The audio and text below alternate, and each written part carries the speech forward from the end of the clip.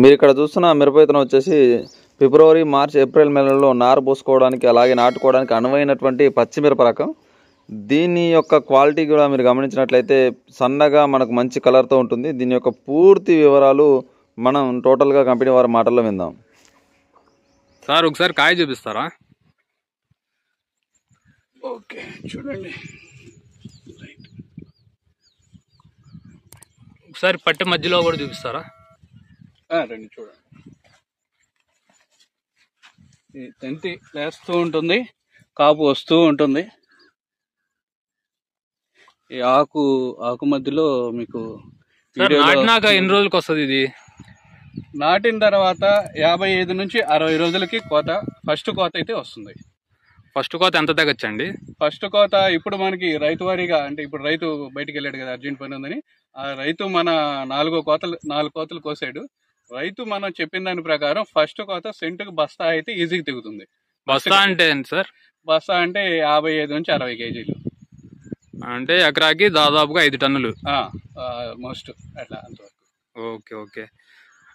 అక్కడి నుంచి second cutting ఎన్ని రోజులు పడింది? అక్కడి నుంచి కోతకి 25 రోజుల నుంచి 30 రోజులు. సుప్రజ 684 ఈ ఇత్తనం మాత్రమే అలా తెగుతుంది. ఇది ఏంటంటే ఎక్స్పోర్ట్ క్వాలిటీ ఉండేది.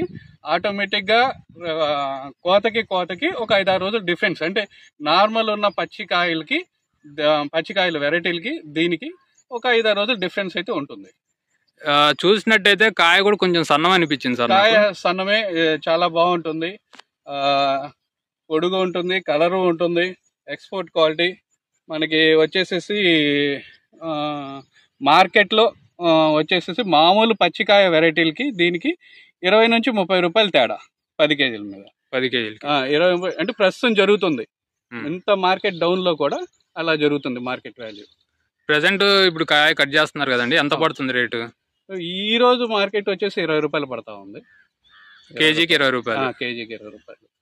అందు బాగా డల్గా పచ్చిసరికి ఏదైనా డల్గా కూరగాయ, దీనికి కూడా కొంచెం అయింది, ఇంకా తగ్గుతుందని అంటున్నారు. సార్ ఓవరాల్ గా ఎన్ని కటింగ్స్ ఎక్స్పెక్ట్ చేయొచ్చు దీనికి?